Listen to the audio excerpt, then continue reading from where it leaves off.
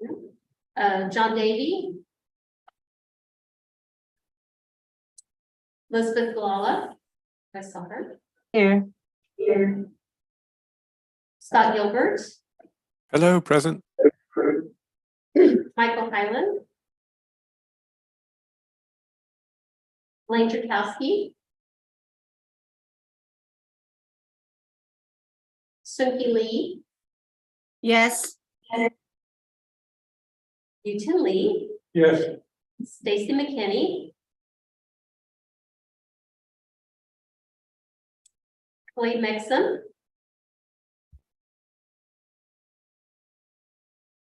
Louise Yoho. The proxy. Okay, proxy for Grant Miller. Amanda Grazio. Mike Phillips. Here. Louis Prem Kumar. Here. And did I say that close? Jeffrey Punske. Here. Bethany Rader. Here. Walter Ray. Here. Lorelei Ritchie. Here. Syed Samadi. Hello. Yeah. Proxy for Diana Sarko is Amber Pond. Here. Sylvia Smith. Here. Joe Stramick. Here. Julie Tate here. Jennifer Walker. Hello. Welcome. Liching Wang, sorry. Here. Cherie Watson. Rachel Whaley. Here.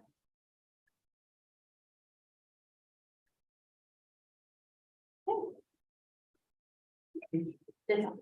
Thank you so much, Jimmy.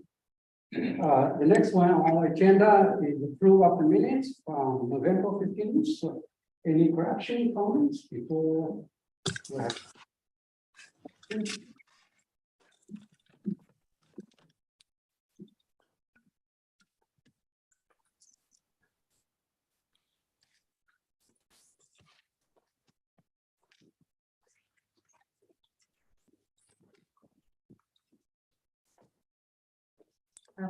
Can I make a quick comment about voting? Okay, So we are going to do raise the hand votes. And as we're sort of getting used to this hybrid model, I would ask that when we're voting, for those online, if you could put the raise hand function and leave it up until Julie says that she's ready to move on. And then for people here, the same thing, raise your hand and keep it up until Julie says that she has ordered everything and to move on. Okay. thank you. Any other comments, correction before we move on?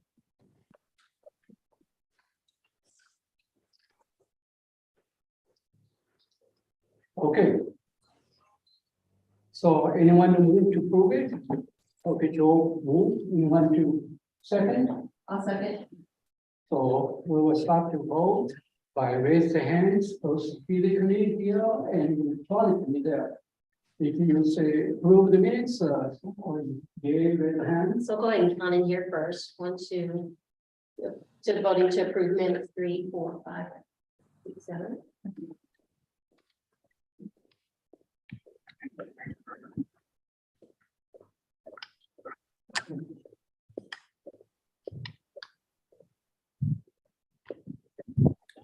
See everyone's hand raised on the screen.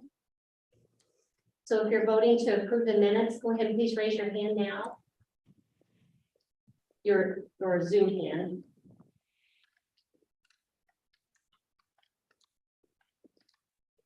Joe 17. Okay, thank you. So anyone, Thank you, everyone.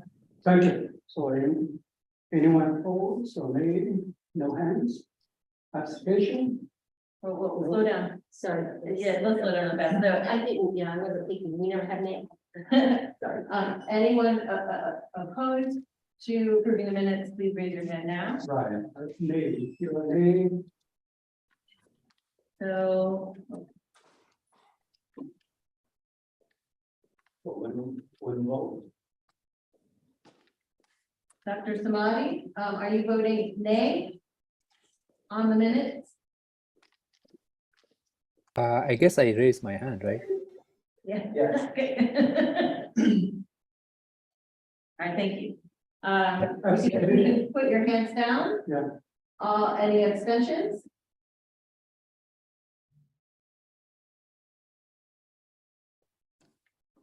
Okay, Thank you. so minutes approved, thank you. The next one, the agenda, the report, okay, from you. Good afternoon, everyone. As you know, our November issue of faculty senator updates and FIY newsletter went out to all our faculty members at the end of November. In addition, I have several business matters to report to you briefly. First of all, in the week of November 14th through November 18th, we were very busy with 4 provost candidates interviews to represent the faculty senator. I hosted the open forums. I would like to express my appreciation to Senator Song-Hee Lee and Senator Tommy Maxine to represent the faculty senator while I was hosting the open forums. Second, on November 16th, I attended the SIU FACSS meeting hosted by SIU Vice President Dr. Boris Kochak. FACSS stands for the Faculty Affairs Council of SIU System. We discussed the faculty-related issues, joint project between SIU-C and SIU-E. I shared the meeting notes with our faculty senator executive council members. Number 3 or third, on November 30th, we had a meeting with the Wikipedia consultant and all the search committee members. And we talked about the summary of the candidates and possible next steps. Number 4 or fourth, on December 2nd, I attended the student retention retreat. A copy of the agenda and some meeting information was shared with you by email. On December 5th, I attended a meeting with Associate Provost Mark Morris, Senator Patrick McRoss, and Faculty Association President Jeffrey Pansky to explore the faculty merit pay options in the future. We reached a consensus that Faculty Association President Jeffrey Pansky will discuss this issue with all faculty senators at today's meeting. Number 5, on December 6th afternoon, I had a meeting with the new CFO, Chief Financial Officer, Vice Chancellor Susan Simon, Chancellor Name, and Chief of Staff, Mr. Mike Bauman, to help the new CFO on board. I introduced the faculty senate information to her and answered her questions. On December 8th, I attended the Chancellor's Planning and Budget Council meeting with the Budget Council Chair, Mike Eccles of Faculty Senate. A copy of the university operating budget was shared with you by email, which was approved by the Board of Trustees. On December 12th, that means yesterday, I attended the EOC Emergency Operating Committee meeting, where we talked about the planning of the spring pandemic and flu cases. We also talked about an exercise for active shooting prevention on campus on April 20th. Finally, I would like to express my great appreciation to Senator Joe Schramm for his outstanding services and contribution to UEPC, Undergraduate Education Policy Committee, and the faculty senate as a whole. Joe, thank you so much. He is going to take sabbatic in the spring, and best wishes to him. And also to all you, faculty senator, happy holiday to you and your family. Thank you so much. Any questions and comments?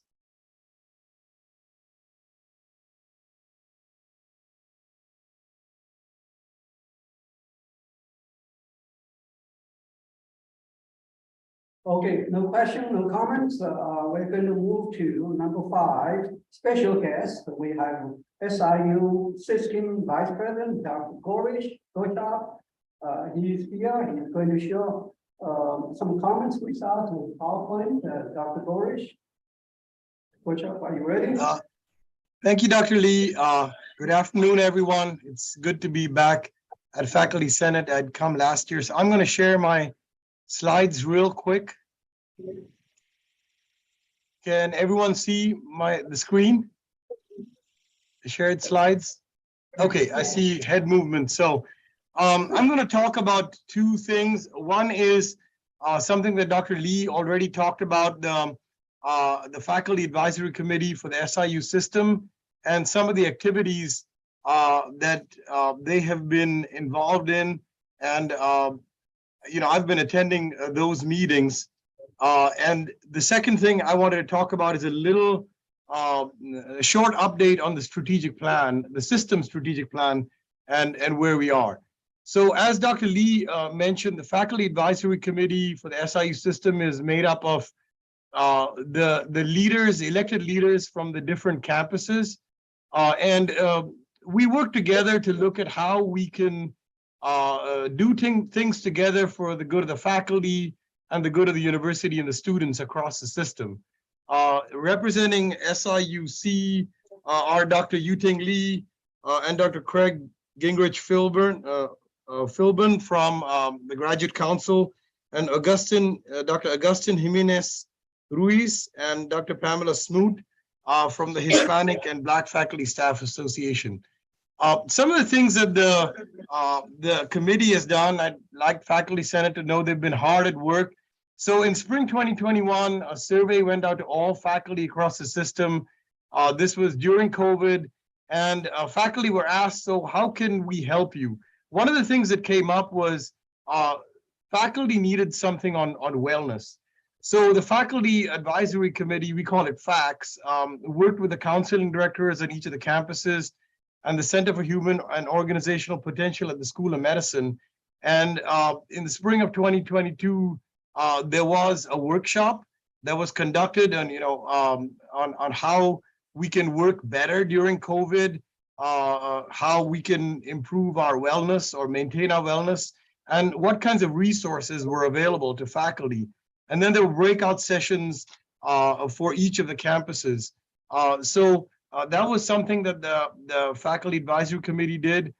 The other thing that the committee did was for this current budget session, there was a support letter sent by the Faculty Advisory Committee, and it was the president carried it to the legislators. And of course, that was successful this year. So thank you to your elected representatives on the advisory committee across all the campuses for doing that. Moving forward, the committee looked at the survey and said, what more do we have from the survey? They'd identified the wellness. The workshop is something that faculty really wanted. That was the top priority. But they've been discussing what we can do. So they're talking about future programming.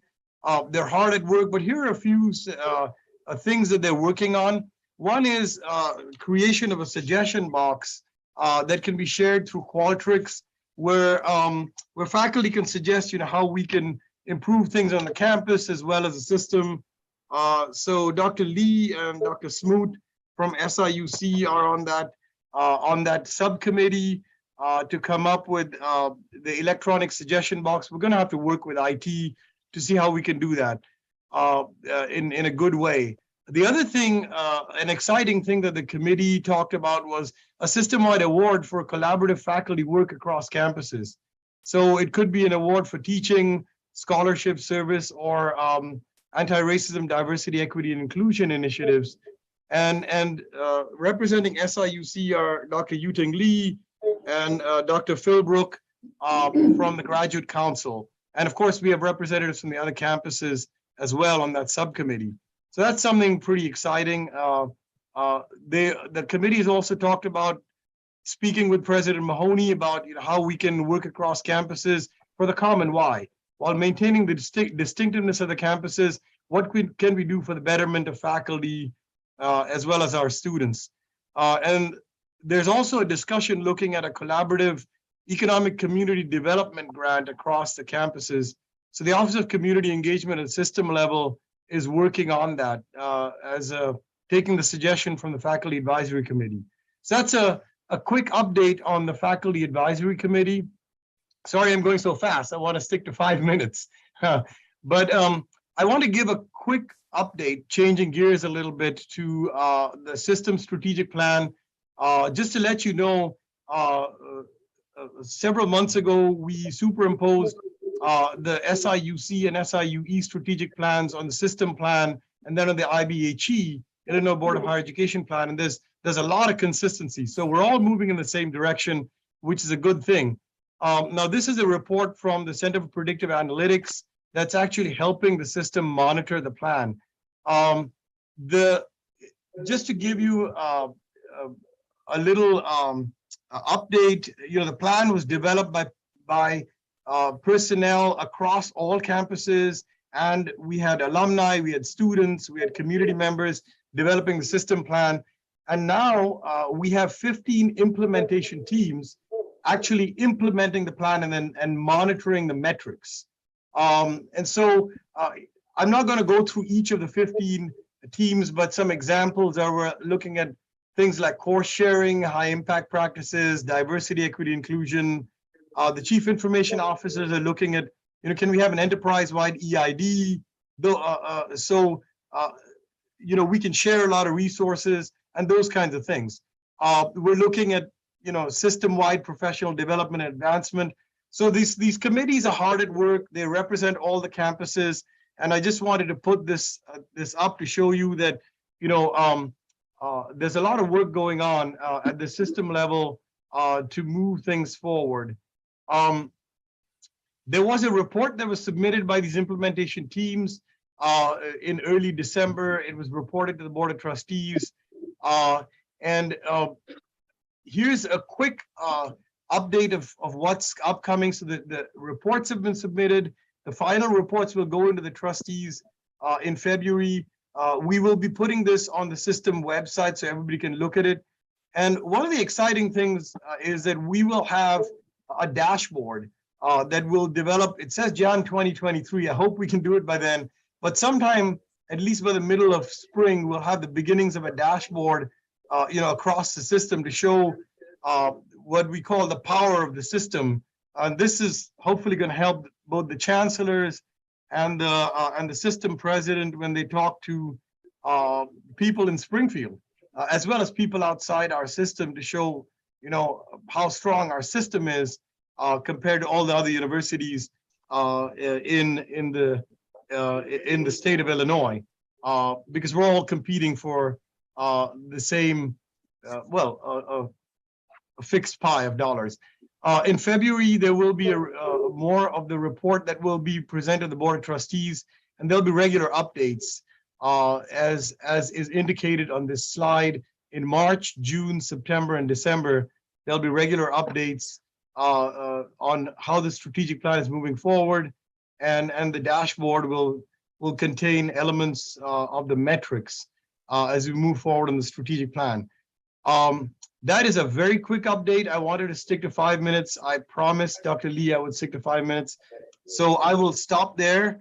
And I want to thank Faculty Senate and thank Dr. Lee for giving me the opportunity to give you this update. And I will stop sharing my screen.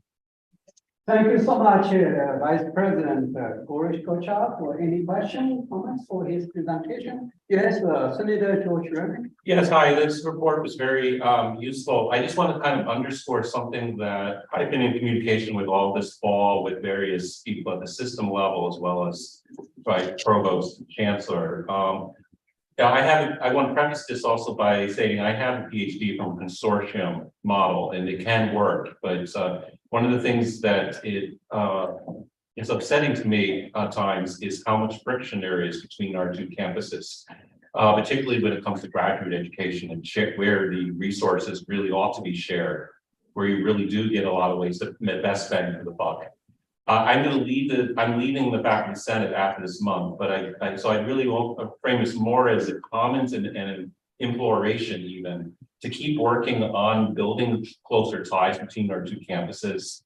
It shouldn't have to come down to crisis, constantly putting out crises like, why can't some students get tuition waivers at other campuses? This should just be built in. This should be just understood by all that it's a benefit for everybody to all move ahead. And whatever you can do at the system level, whatever the chancellor and provost can do in Carbondale to keep pushing for that shared collaboration, the better off all of us will be. So that's so I just want to kind of urge that on you. Thank you. Yeah, so thank much. you. Can I make a very quick comment, Dr. Lee?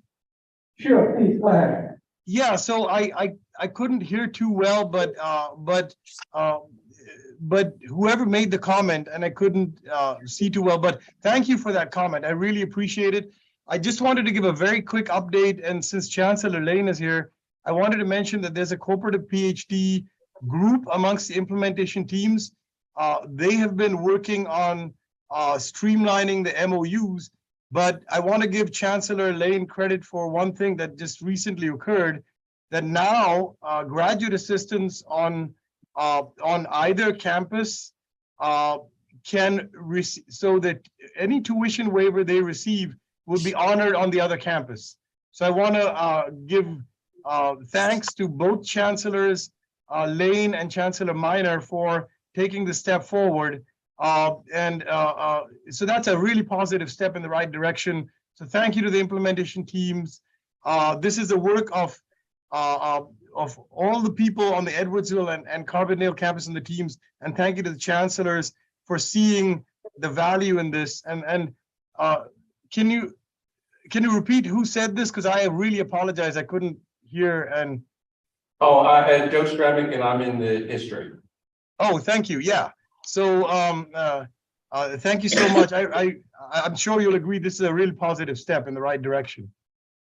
So thank you. Sure, if needed, I will ignite, send his name by email to you if you want. So you guys can talk more. Certainly, I'd be happy to. Thank you. Any other comments, questions for Dr. Gorich, Kocha? Was just going to quickly say thank you so much, Dr. Gupta, for sharing more about the faculty wellness survey. I mean, I think that's awesome for the Carbondale campus and the others. And we did get the Faculty Senate some summary of the survey results some months back, and had some chats about it. I was curious. One thing that seemed to be true was good things that came out of the survey, and then the spring kind of breakout sessions were there, and such that in some ways there were opportunities that could be further put to use. That is, some faculty were not aware of some of the additional awesome resources available if they're feeling kind of overly stressed or something. So question would just be, is there a sense in which maybe there was, I think, then a plan to follow up just to make sure that faculty really are aware of, those resources to cut that stress and feel better at work.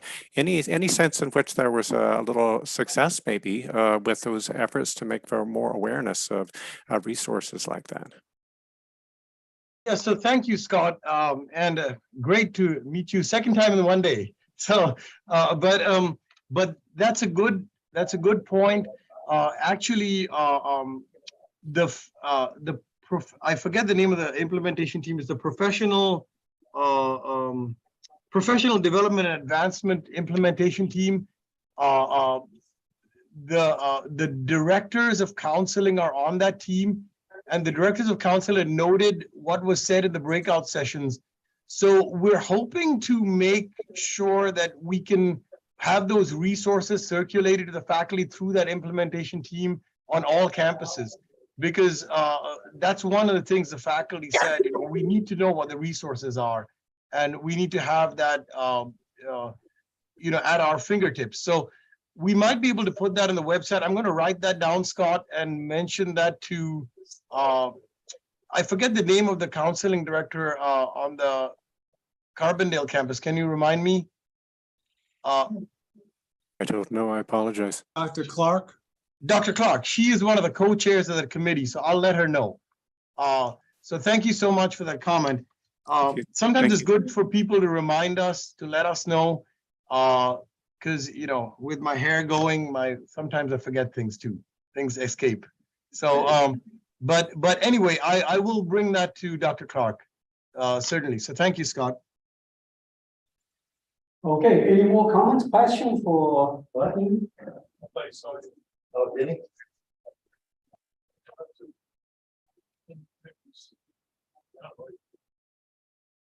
Looks like he's waiting on a Zoom meeting.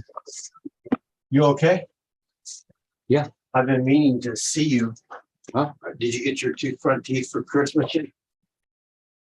Sorry about that, guys. Okay, We can continue, Dr. Lee. okay, so there are no more questions, no more comments. The next one on agenda is Dr. John Frederick. I could not see him here physically. Is he on the Zoom?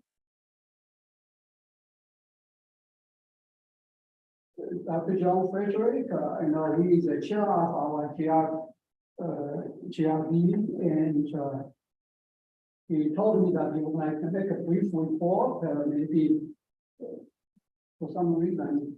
Maybe I can get a report and share it. Right, so if in the case he's not here, I hope we can get something in writing from him, then we can share with him. If I can remember, would that be okay with you guys? If in the case he will join us later, we will try to arrange him to report. If he cannot be here, hopefully we'll send something in writing, then we can share it with you. All right, that will save us 5 more minutes, which is good. But how do you sense? Okay, next one on agenda, we have the Q&A session with Chancellor and Provost. I know Provost Conrajo will have to meet at 2 o'clock. So first I will ask Chancellor Nan to give us a brief report, and then Provost Conrajo, and then we have asked questions. Is that okay with all of you? Okay, Chancellor Nan, are you ready? Yes, I am. Did you want to do Q&A or you just want me to say a few words first, Dr. Lee? Say that one more time. You can offer some general overview, then we can. Oh, good. Oh, okay. All right. Thank you. Hey, well, good afternoon, everybody. I hope you're doing well. Hard to believe that it's December. What happened to the semester? It went so fast. I know you've been busy. I know you've been a little tired. I appreciate, I know some of you were over a couple of days ago eating some cookies and having some hot chocolate. Hopefully that gave you a little pick-me-up to get through your finals. A couple of days after that, we had the students over here doing the same thing, getting ready for a lot of your finals and things that you're giving. So I hope you're doing well. One thing I always like to remind people of, believe it or not, we're probably a lot more stressed than we think we are. And I hope you have a chance to unwind and exhale and get some rest. Again, long semester. I know you need a break, so hopefully you're going to get that here in the next couple of days. A few quick points, and I'll be very brief.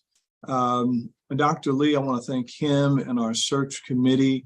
We were fortunate to have some folks come to campus, but unfortunately, we're going to extend that search. We put that announcement out about a week ago. This is a very important position, and we got to get it right.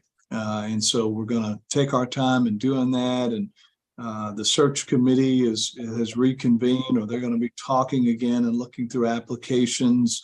Wick Kiefer, who is leading that search, will be working with them. I'm confident that we're going to have more people apply for that position. And hopefully by February, we'll be able to announce someone in that role. And so here in the next day or so, we're going to have a couple of what I call a splitting of some duties on a very acting interim basis. So we'll have some folks that will chip in and do some of the duties, the provost, until we can get someone in that role. They will not be eligible for that position, so it will just be essentially a temporary step in to help with some day-to-day kinds of things that happen between now and February. And so we'll move forward and hopefully get some folks there that we can really feel good about and move forward with. Retention retreat. We had a great retention retreat a couple of weeks ago. we're able to look at our data. Everything that related to our persistence, progression, graduation rates.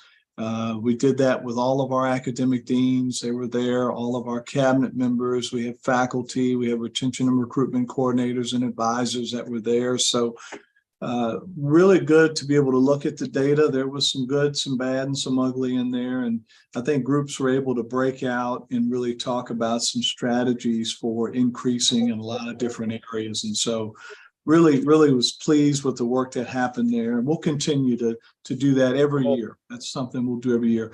Our next retreat will be in early spring. And this focus of the last 2 retreats have been on undergraduate students. In the spring, we'll look at graduate students only. So we'll look at the graduate student recruitment, and look at the graduate student retention. So that will be something that we host in the spring semester. So looking forward to that. Again, we'll put out notices for those that may want to attend that. Those are open and you're more than welcome to attend. A lot of people there, so appreciate those that were there. The next piece, we just had our budget and planning committee meeting. Thanks again to Dr. Lee and some other senators. I think they're actually on that call. We talked about sort of a recap of our state appropriations. When we started the fiscal year this year, we talked a little about the tuition revenue and talked about a few plans going forward in terms of where we are financially. We're in a very good spot, very good situation. As you know, we went up about $3.8 million, and that allowed us to do some creative things with increases for our faculty and staff. And so that was a good thing. We did talk a little bit about this. We still have to finalize it, but there's a lot of discussion about creating the merit pool and doing that for this next fiscal year. So I have a couple of faculty and others that are working on that. It's not for staff just yet. We're just looking at faculty merit pool, getting a lot of advice and looking at some models in terms of what we think will work here. So we do want to bring that back, and that's something we are focused on going forward, in addition to other across the board increases for the next fiscal year. So we're working on that now. Believe it or not, it's early, but we've got to do that work early to forecast where we're going to end up at the end of the fiscal year. So a lot of work there. Commencement Saturday. And again, I know last year we put out a plea to invite all the faculty, and I say this every year, students will not remember me in 20 years, okay? They will remember you in 20 years. And whether you know it or not, they look forward to seeing you there. I look forward to giving you a nice shout out as you are sitting out in the audience or as you're walking through our line to go out to walk in the line for commencement. So I hope you can attend. That is again sort of the capstone to the work that we do, and I really look forward to seeing you there. I know this again, the students do as well. Final piece, enrollment. I know it's early. We still got several weeks from the fall, so we're looking at the fall enrollment, but our application seems to be where they need to be right now. Our efforts to recruit students in the fall semester look like they're paying off. Our biggest piece that we focus on though in the spring is our yield. How many applications can we yield? And that's obviously our big point that we focus on. And we'll have a lot of people involved in the spring in some of our yield and takeover events. And so we'll be putting out information about those events going forward. So happy holidays. I know that, again, you've been working real hard. We appreciate your efforts. I hope you get a chance to take a deep breath and relax. And Dr. Lee, that will conclude my update. Thank you so much, Councilman. We'll have some time for questions. Anyone have a question for Dr. Mann, Councilman? Yeah. Okay, Senator Joshi. So if nobody else has a question, I guess I was going to follow up briefly since my last chance for a while on with the last couple of years with our yield in the spring, since you were just mentioning yield and recruiting students. We seem to, my vague memory doesn't fail me here. seem to be a little sticky still with our transfer students. So what extra things do you have, what extra strategies do you have in place this coming year to get more transfer students down here? Complete their 38s and DSs, because we're doing very well with recruiting a freshman class. We've been growing 3 years in a row with that, just unheard of in the national landscape in large part. But I feel like we're still a little bit sticky with some other of our students. I think the other one group that comes to mind is some of our international students, graduate education. But I'll let you focus on where you think we need to still like shore up for next year. Yeah, we need to stay the course. If you think back, we never really had a targeted plan on recruiting transfer students. We just assumed they were going to show up. And it takes time. We've had to build relationships with Ren Lake, Dr. Wilkerson. We've had to build relationships with Dr. Taylor over at Shawnee, Jonah Rice over at Southeast Illinois Community College, and right here in our backyard, Logan, Kirk Overstreet over there. So, it takes a lot of work to go back and apologize and say, hey, we really want your students, and then put our money where our mouth is. Provide transfer incentives to those students to get them here. We haven't always done that. So, a lot of this is kind of like a marathon. We're trying to lay the foundation, knowing that that number will tick up where we want it to be. And that's just in this region. The Saluki Step Ahead numbers are up. When you look at the Saluki Step Ahead, that's where students never come to Carbondale. They actually will be taking their last 2 years at a distance in Chicago or in northern Illinois and in those areas. They'll never have to come to campus. And so the incentives are there. The outreach is there. We've started to hire recruiters to work those regional areas. We did not have them on board over the last year. We didn't have the regional recruiters in Chicago, St. Louis, or any of those areas. So we just now got them on board. So I think, to your point, Joe, it's going to begin to take some form in certain areas. We are strategically targeting community college students, as you can see with the Step Ahead programs. They are the only population across the country that grew by 1%.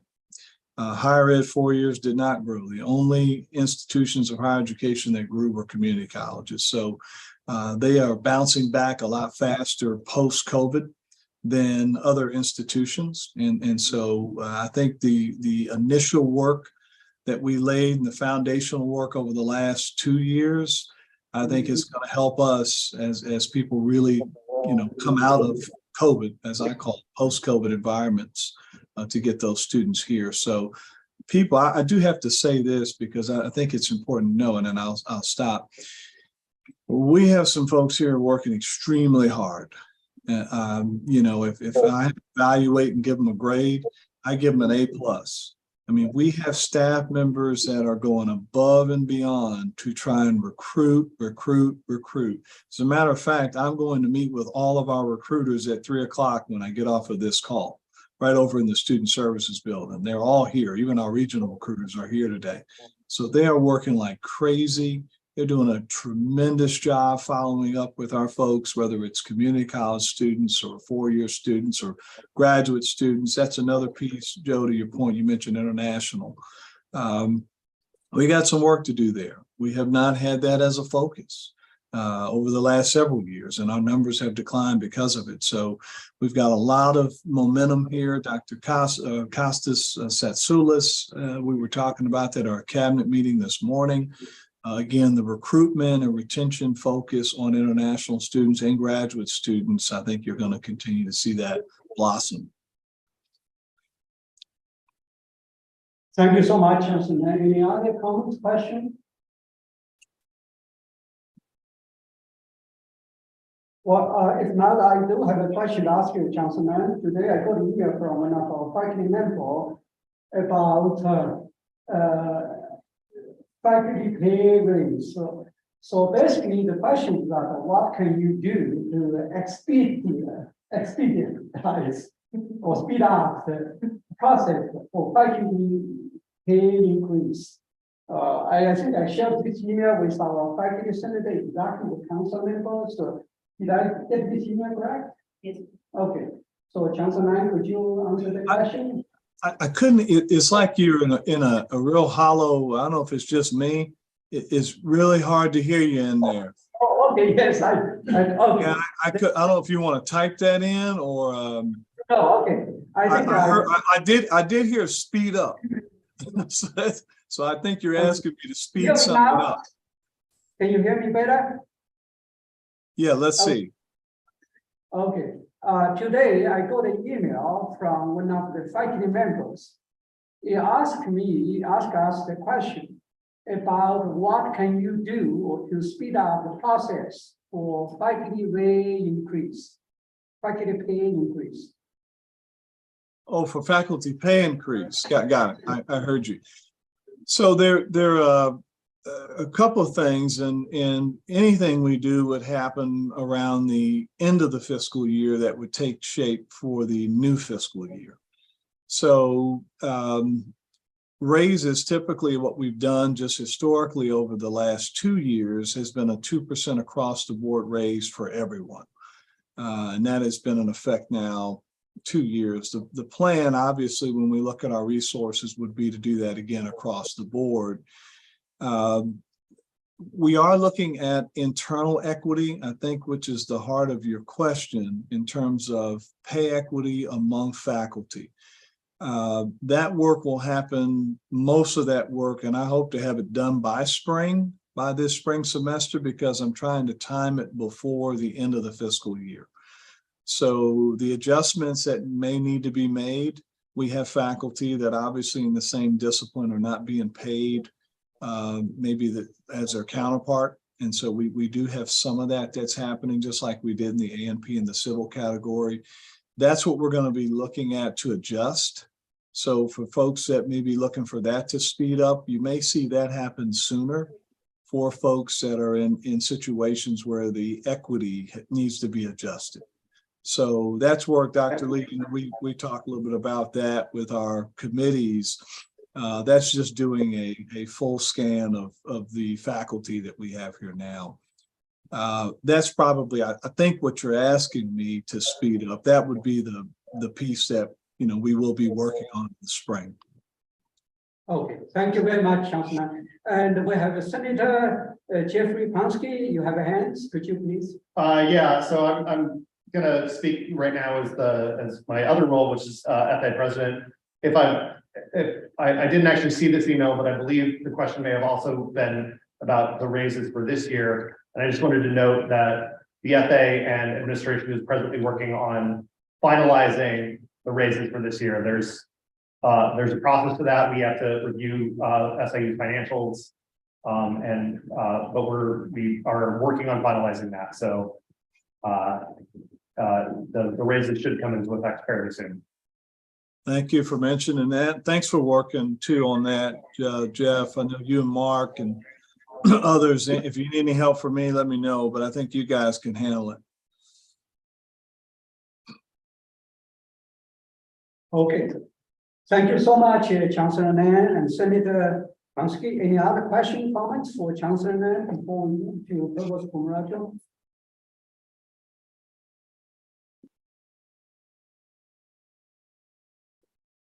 So I do not see any hands, any questions. Chancellor Nan, thank you so much for being here with us. And so we're going to move to Provost Pomerantz. Maybe any update or summary from you, Provost Pomerantz, before we ask you the question?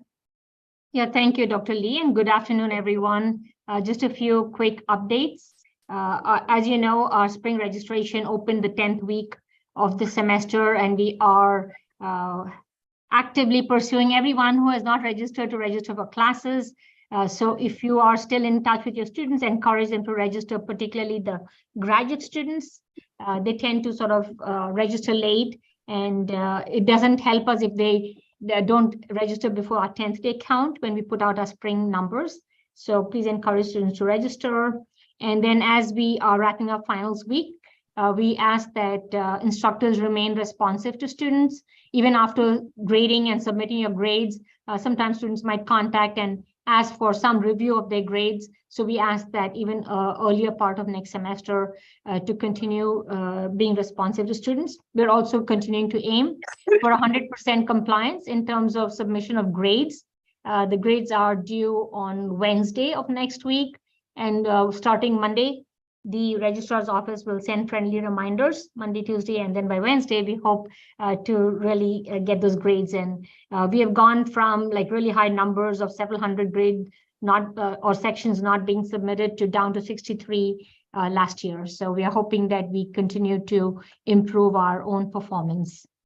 And then we did have a workshop, a minority retention workshop on December 2nd, and shared lots of ideas of best practices and things that we can do to reduce bottlenecks for students to get done. And the last item is just the enrollment update that I've typically provided. I send the statistics to Josh, who then sends it out, but I'll just give you a quick summary. So in terms of first-time, full-time freshmen, our applications are up 24%.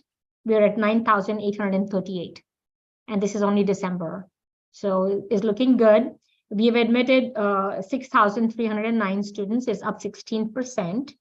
Our on-campus transfer applications, which all of the last 2 or 3 years were down, this year they're up 36%. So we have 1,086 applications, and that is good. Nationwide, there was an uptick in community college enrollment for fall 2022, so we're seeing some of those benefits. And in terms of admissions, we are down like 0.3%, just a few applications. That we'll be working on the actionable applications in the days to come. In terms of online transfers and off-site numbers, that's where we are seeing some decline. We have 109 applications, which is down 16.8%. And we have admitted 37 students, which is down about 43.9%. So that's kind of like an area of concern that we are focusing on. The last one is in terms of graduate students. We have 488 applications, which is down about 10%. Compared to all of these numbers are compared to this time last year. And then we have admitted 36 students, which is down by about 8 students compared to same time last year, which is about 18%. So that's my report. Thank you so much, Provost Cumaracho. Any comments, question for her?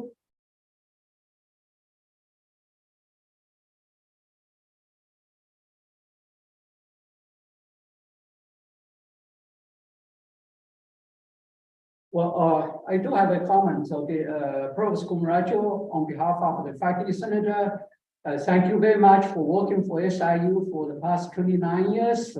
We appreciate your work as a faculty, as an administrator, and as a psychologist. We wish you best in California.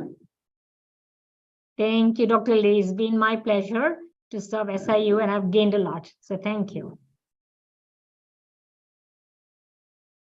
Okay, so if there's no more questions or comments, we're going to move to the next item. Thank you, Provost Cumaracho. We're going to move the next item. So reports. The first one, obviously, I did it, so I was skipping it. And the budget election committee, and we have Vice President Leslie Linda. Can everybody hear me? Yes, I have my teacher voice on. I gave my final this morning. So first, just an update on our Senate special election, which took place over roughly the last month.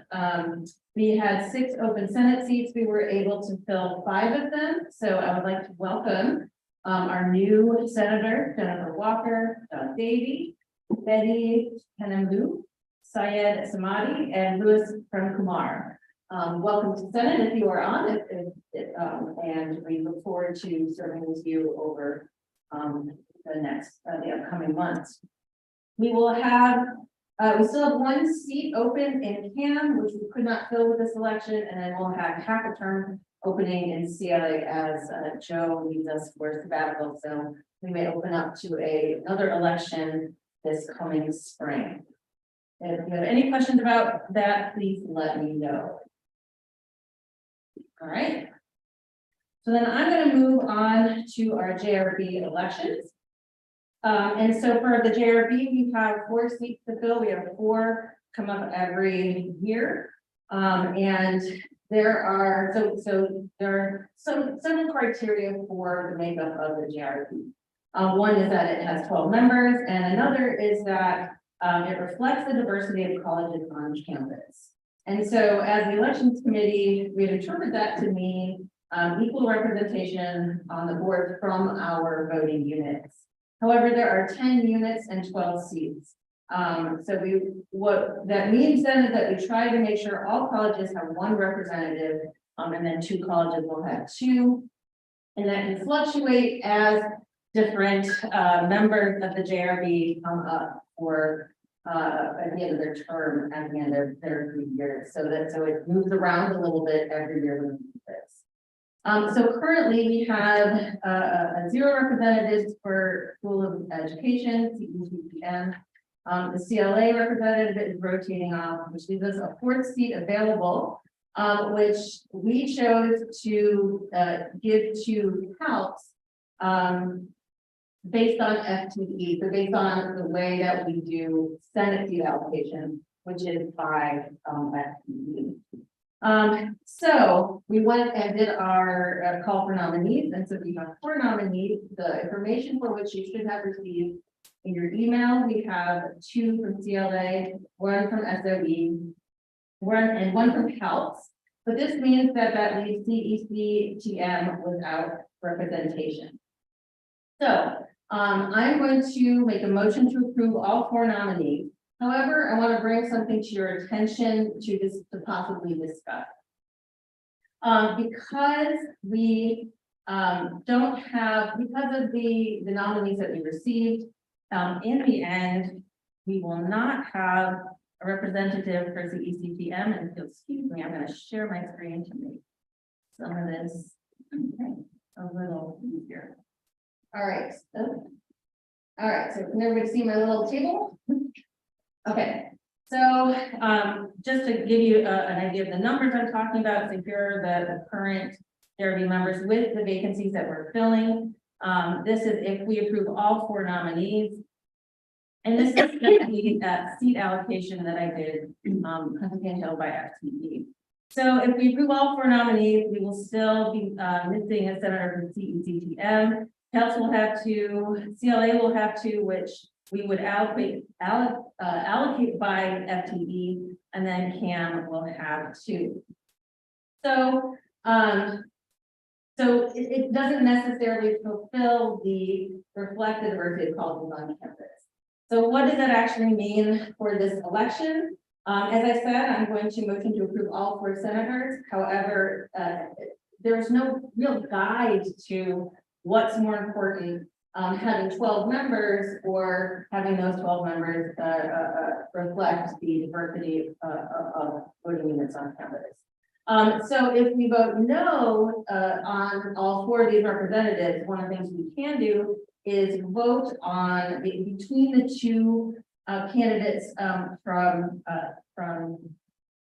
CLA, so that we only have 1 representative from CLA, but we would then have to open up elections or nominations for then a member from CECTM. And there's no guarantee that we would get responses from that either. So this is sort of the place that we're at with election with the JRB. And so really quickly, I want to call for if there's any discussion on this matter before I call for motion.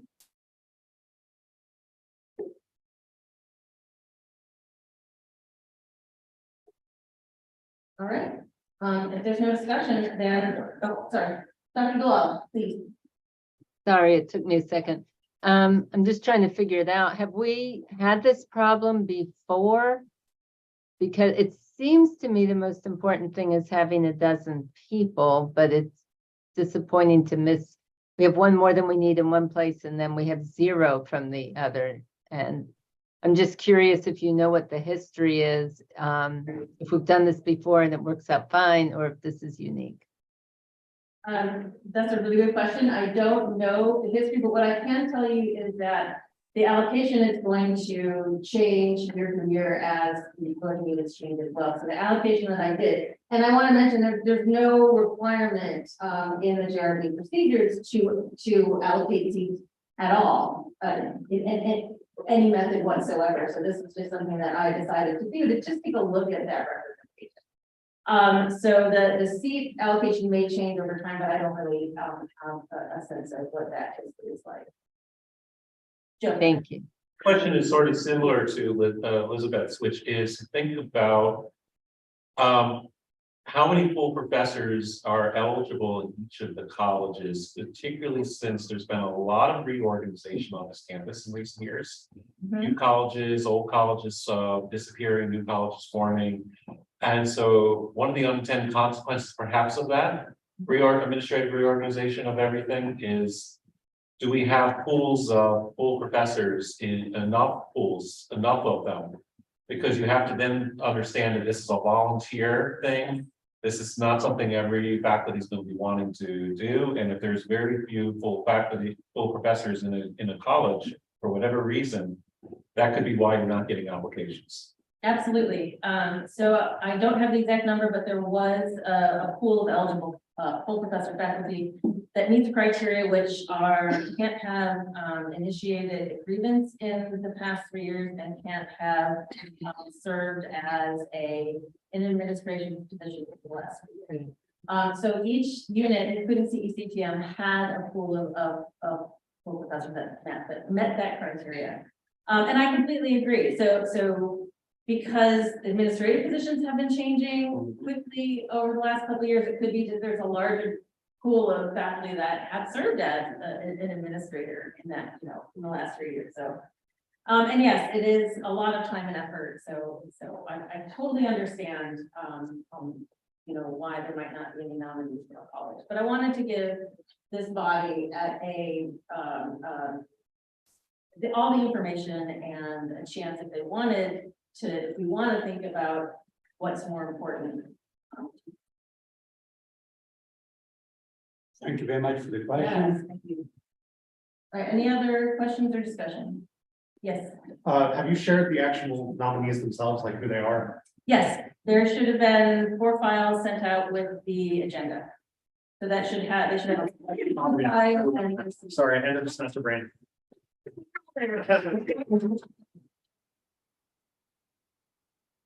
Any other discussion? All right, so I then motion to approve these 4 nominees for the JRB. Can I have a second? I'll second. Okay, Joe second. So, All right, so for voting, we're gonna do this the same way. All in favor, raise your hand. The JRB, Mr. JRB. So 8 in the room. Keep your hands up all the Yay. time. Keep them up.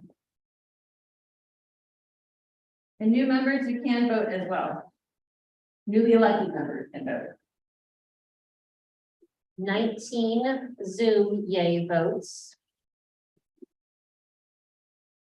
Well, we definitely have quorum. All right, any opposed? Please raise your hand.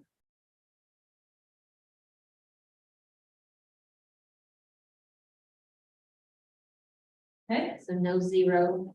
any abstentions?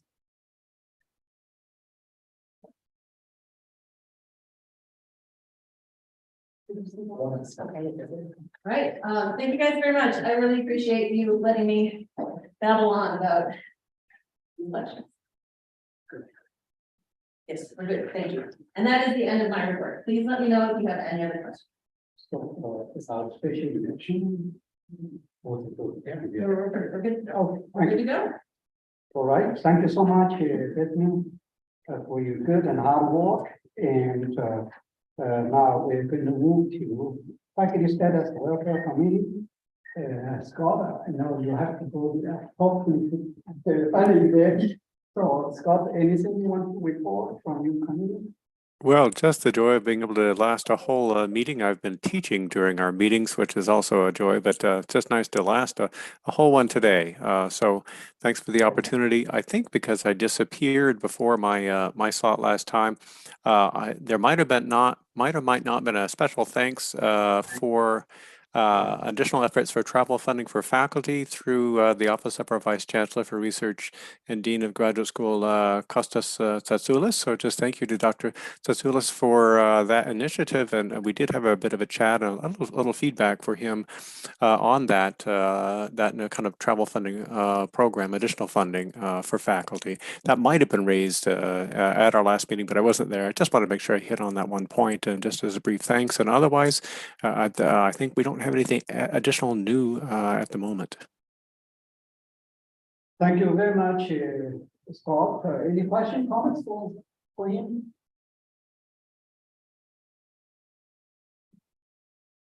Okay, no question, no comments. We have a UEPC, Undergraduate Education Policy Committee, and we have co-chairs, Senator Remick and Dr. Amy Burrow.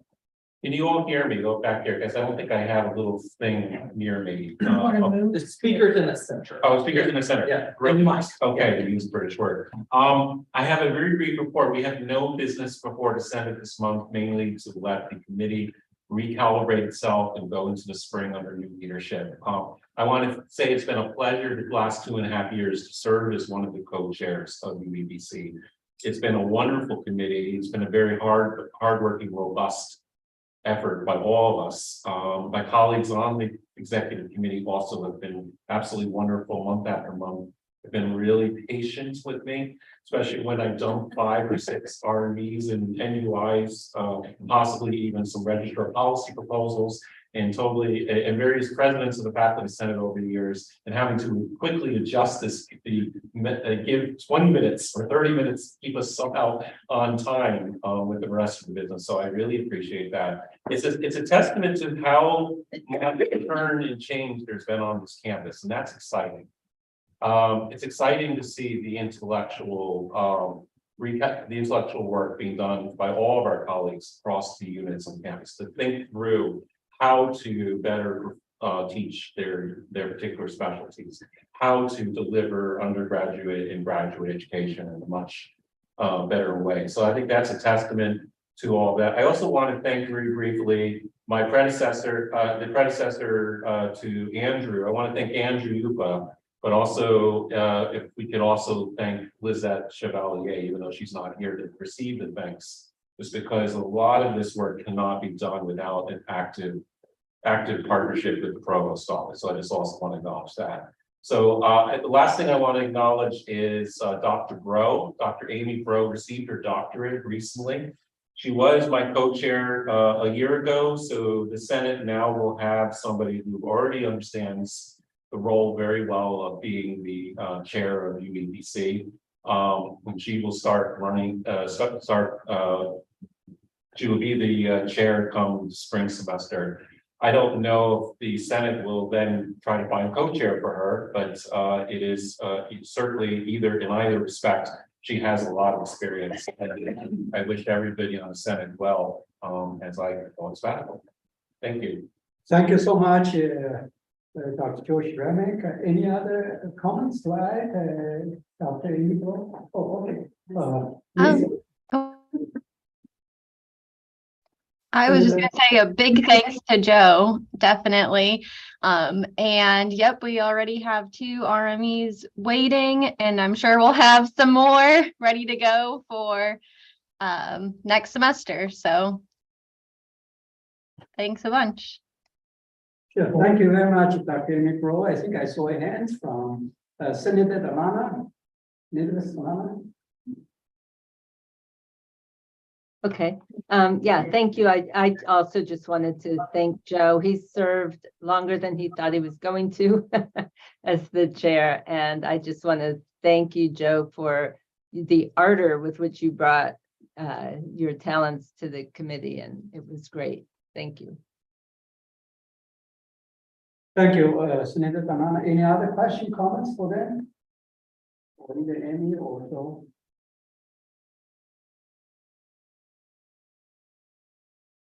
Okay, if not, we're gonna move to budget committee. We have co-chairs, Mike Ickles here and Xiaodong Dong. Mike? Sure, I'm gonna first report on the activities of the Provost Faculty Salary Compression Committee and our activities, just as a reminder to everybody. Basically, what this committee is consists of the Faculty Senate Budget Committee, plus additional individuals to make sure that we had representation from all the faculty constituency groups. So there's about 10 people on the committee. We have met a number of times. I reported already once the method that we chose to use for the study. I've done a preliminary analysis now of the data and submitted that to the various committee members. The committee members for each of the colleges are going to go over the data in their college and air check it and try to identify the discrepancies that might be in the data because, you know, occasionally some people be listed as faculty and administrators, et cetera. And so try to figure out and identify any of those outliers so they can be removed from the data set. We hope to have that review done by the end of the semester, and then I'll draft a report for the chancellor's office and hopefully have that submitted to them and the various faculty constituencies by the beginning of the first semester that we'll take comments on and get feedback and then prepare a final report. So we hopefully we'll have everything done by the end of January is kind of our current timeline. Just to give you an idea of the preliminary results, it varies from college to college, not too surprising, but I'll just use my college as an example. When we did the analysis with them, we found that 80% of the associate professors were what we consider had compressed salaries, so that's below the median. And in fact, the associate professor salaries were so compressed, the median salary of associate faculty was below the median of assistant faculty. So it really varies from college to college, but in some areas it's really compressed. So again, we should have a draft of report for everybody in January to review and get feedback on, et cetera. That takes me into the budget planning, Chancellor's Budget and Planning Committee. We had our first meeting on December 8th. I brought the results of this study up to them just to kind of give them a heads up and was happy to hear they were expecting that, prepared for that, and are planning to make adjustments. So it didn't come as a surprise. And so I think there will be some follow-up actions taken, hopefully in the next fiscal year, to try to address some of these salary deficiencies. So let your constituents know that it's moving forward, and I think everybody's going to be happy with the result. The other thing that came out of that meeting was I was glad to hear, you should have all gotten a copy of the budget, was emailed to everybody. I don't know if you have any questions about that. You probably would need to address the administration if you have questions about that. One of the things that stood out from that to me during that meeting was that the loans that occurred during 2016 and 2017, when we didn't get a budget, we borrowed money from various sources. Those are all supposed to be paid off by 2024. I believe they said there was $7 million left to be paid off. After that, that's going to free up some resources in for us to use on this campus. Again, one of the things the new chief financial officer pointed out was that in the past, we haven't done a very good job budgeting towards our goals. So when we took our strategic plan, there hasn't been a strong correlation between how we spend our money and what our goals are lined out in our strategic plan. And so one thing she's focusing on in the future is to making sure that those two align much better. So we're putting our resources where they should be to achieve the goals associated with that. So I found that very encouraging when I heard that. Questions? Thank you so much. Any question, comments for budget committee chairs? Okay, Senator Schremer. Yeah, I just want to kind of ask, it's very encouraging hearing your report because it sounds like there's a lot more collaboration and a lot more transparency. I know your predecessors on the Senate in years past running, who were also chairs of the budget committee, were complaining at times that there wasn't the transparency. So I will say where we are as a university, where we're budgeting all those issues. Yeah, I will say that I was on the budget committee when I was chair of the graduate council a few years ago and was really discouraged at that time. Basically, we would get a report handed at us 5 minutes before when the meeting started. We got about 2 or 3 minutes to look at it, and then they would say, are there any questions? And that was kind of what we were getting from it. So I think there's more transparency than there historically was. I personally would still like to see more transparency. To me, we're still not getting an opportunity to provide input into the budget itself and how monies are distributed. I'm hoping, right now, I think they're still trying to put out fires from the debt we've had to deal with. And so I hope when the budget is more strategically distributed, that there'll be more opportunity. My impression is that's going to be the case, and I'll certainly push for that as we move into that kind of next part. Okay, thank you so much. Yes, Senator Heinen. Is there a way to get, I'm looking at it right now on my phone, is there a way to get the breakdown of some of these things? I mean, I'm not saying like you have to go so nuanced, but in terms of. Your team sent out a report earlier that I think went to all the faculty senate, and I think that report had more detail. So this is just kind of a summarized budget, but I believe the early report, I think that's all public access on the web. I'm not sure where to find it.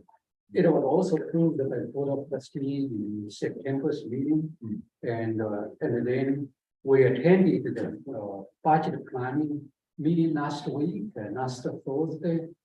And then we got that from the new CFO, and actually from Julie. And then we shared with our faculty senators.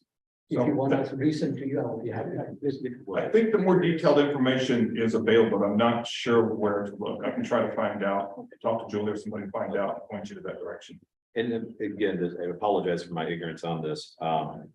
Is this indicating are we back in the black or are we in the red?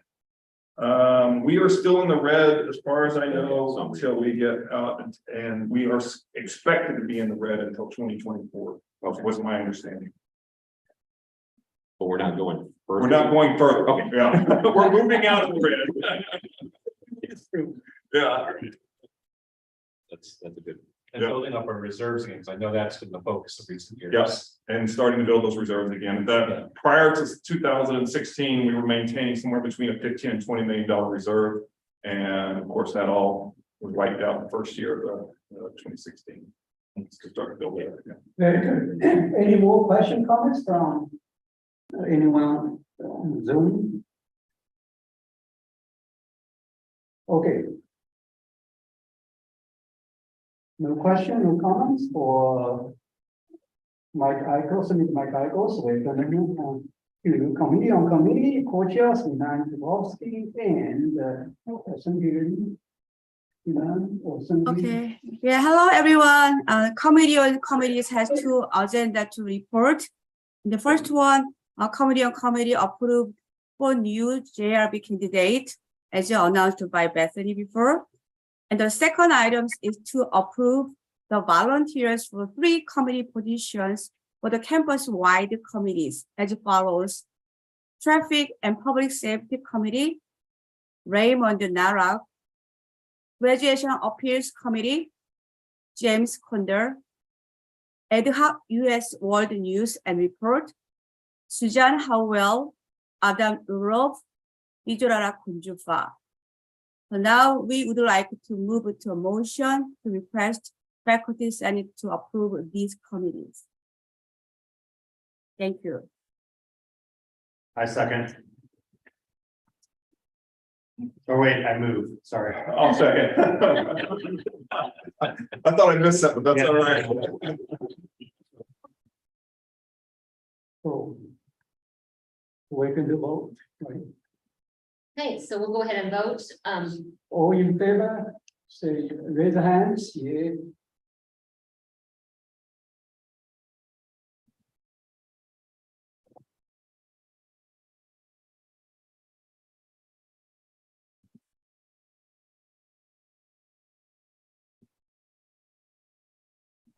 Online and 18 person. Okay. Okay. Okay. All yeas, lower your hands. Nay. So just note on your hands if you So may do not support or disapprove, may raise their hand. So no may. Abstention. Okay, all approved. Any other question, comments for committee on committee?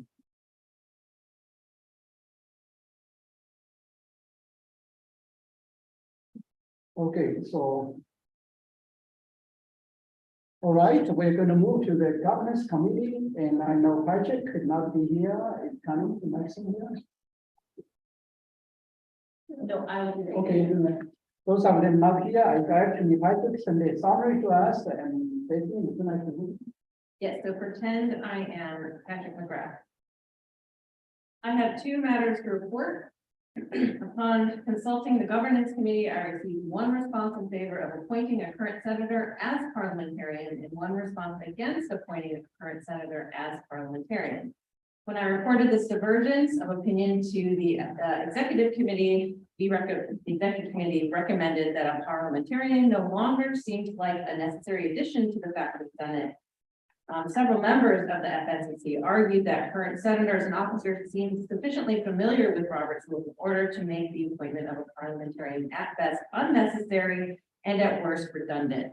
Therefore, I contacted the governance committee about discontinuing any search or proposed search for a parliamentarian.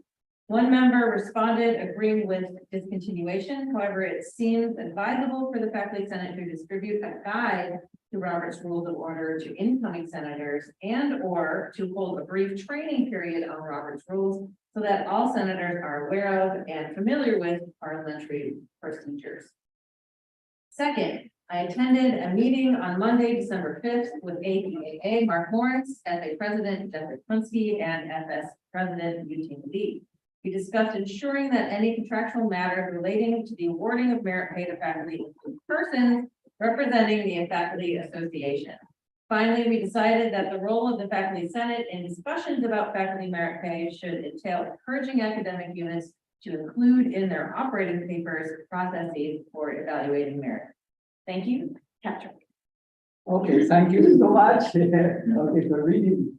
Okay, if you have any question, comments, leave the email to me, given that they're not here. So we're going to move to Vice Chancellor of Research, Dr. Costa Batunes. Okay, so he's not here. No representative or proxy. Okay, so we're going to skip that, save 3 to 5 minutes, which is good. So, an IPHE faculty advisory council, IPHE, and Senator Lee Chang-Wang.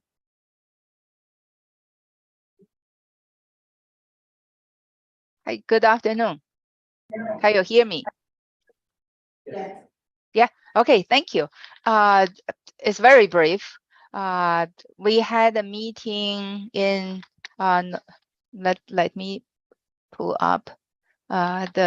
We had a meeting on November 18th, where Zoom, the main issue, I think the main interest to us is about the funding formula IBHE is developing. This is a last, at the end of November is the last stage of the discussion. They had 2 work groups. One is adequacy group, another one is the resource group. They completed the last meeting at the end of middle of November, and now they are moving to the next step. That is to set up a funding formula for all Illinois higher education institutions. I attended IBHE, the adequacy workshop, didn't participate much because they don't give you option to discuss too much on the things. One impression I get based on what they have is the funding formula will be very complicated.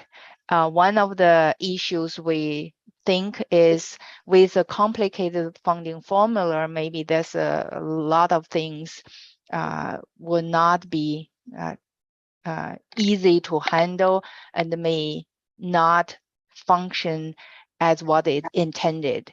The challenge for faculty advisory committee is how can they find a way to be able to actively participate in the discussion among the group. Hopefully we'll be able to, I will be able to tell you more on the progress on that. The next meeting will be December 16th, Friday, and that's it. Thank you. Thank you so much, Senator Lee Chong-won. Any question, comments for her?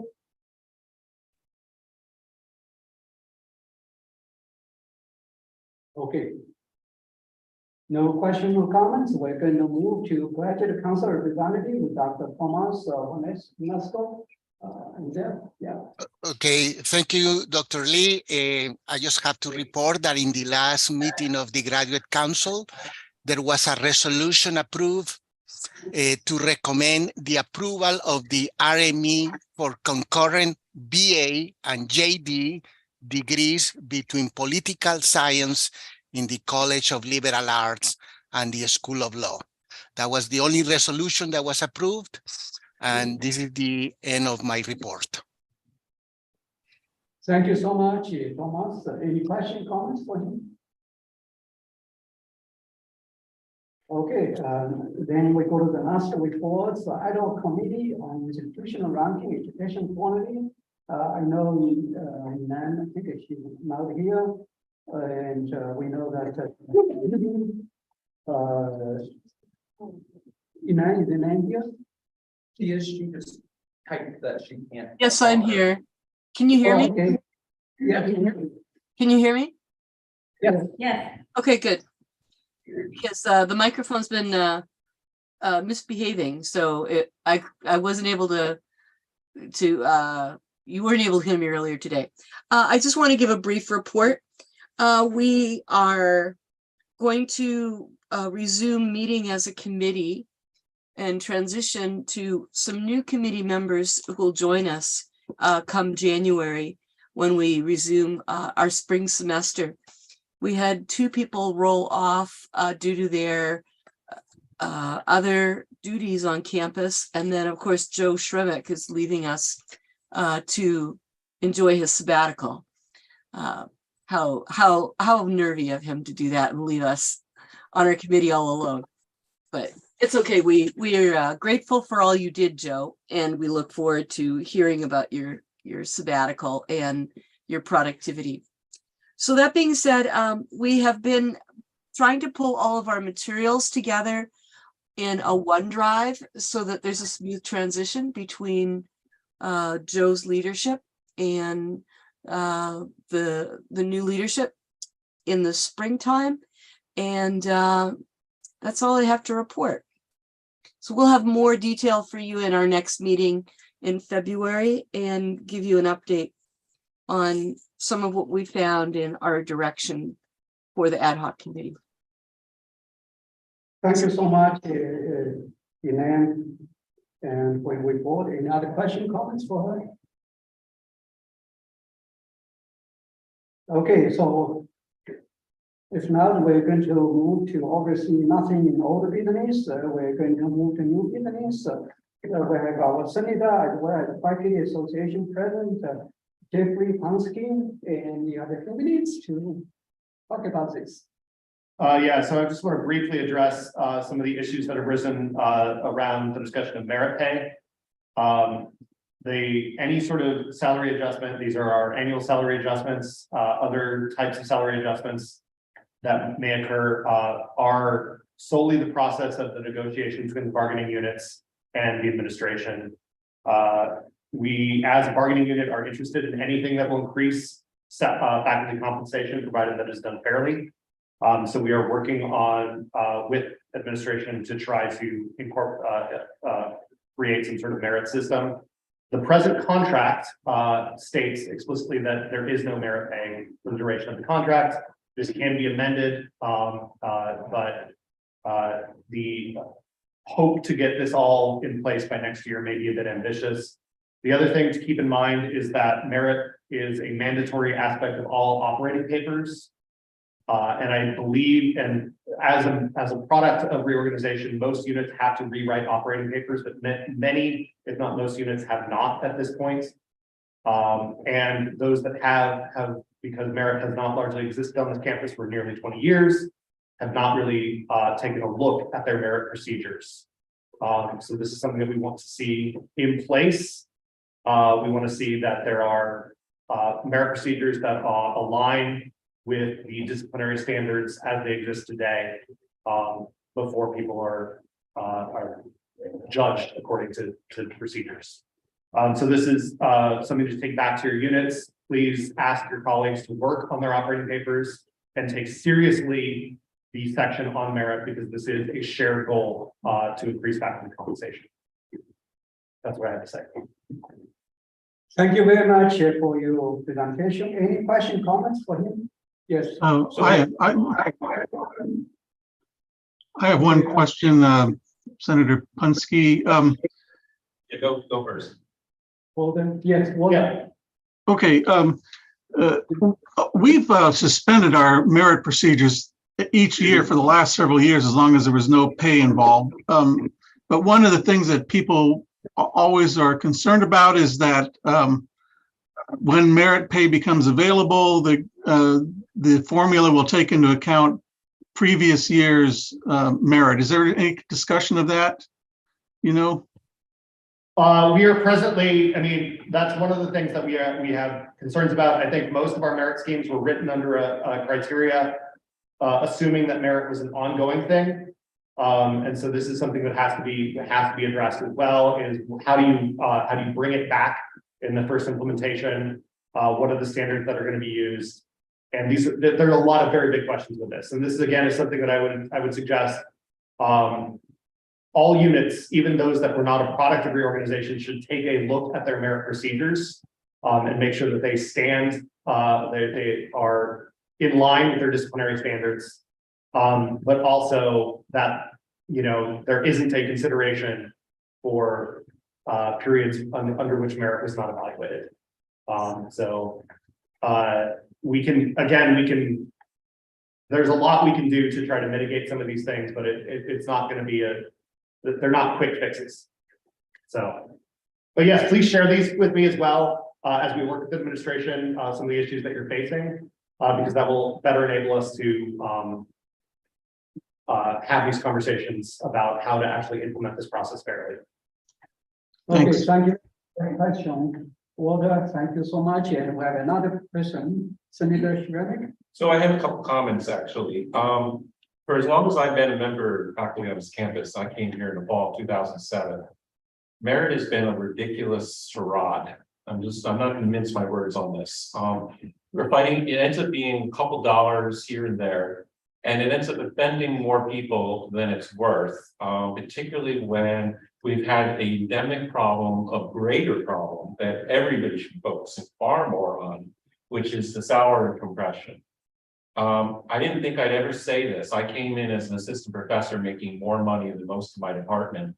And now 16 years later, because I'm associate still and haven't made full, I'm probably making less money than most people in the college across the university, as Michael was just telling us a while ago with preliminary findings. That problem is the problem that has to be fixed. Worrying about merit is not the problem that needs to be fixed. And so I would advise everybody very strongly to, I know the chancellor has said a couple times now that he's trying to get sped up on the other thing, but that's really got to be where we put our emphasis on, even to the point of maybe ignoring merit altogether for a while. I mean, I really just don't think it's important. And it ends up offending colleagues, causing bitterness over little niggling bitterness over, okay, I was 1% more productive this year than you were. I mean, why get us in that dog eat dog kind of environment where it's not a good thing. I will just say there's a diversity of opinion across represented members of our bargaining unit, including folks that are really adamantly opposed to merit, folks that are really really wanting to see it back. I wholeheartedly agree that this cannot be done in the place of our compression study and the adjustments to compression. I do think the major things that one of the major crises that SIU is facing right now is retention of our talent. And we need to both address our compression issues, our lack of consistent annual salary cost of living adjustments, and establishing some system to reward folks that do highly meritorious work. And all three of those things need to occur. Thank you so much. Any other questions for Senator Pansky or? No question, no comment? Okay, so thank you so much, Dr. Pansky, on this presentation, merit pay. If you have more questions, comments, concerns, feel free to write to him by email. All right, we're going to almost finish with the agenda, and do we have any other announcement before we have a motion to adjourn the meeting? Well, where are you? Okay, would you like to have a motion to adjourn the meeting? We have almost half an hour. Okay. I move. Anyone second? I second. Well, thank you so much. You guys have a happy holidays and see you. Great. Come back rested. Thank you. Happy holidays to everybody. Yes, thank you. Yes, finally. You did a great job. How are you? Bye-bye.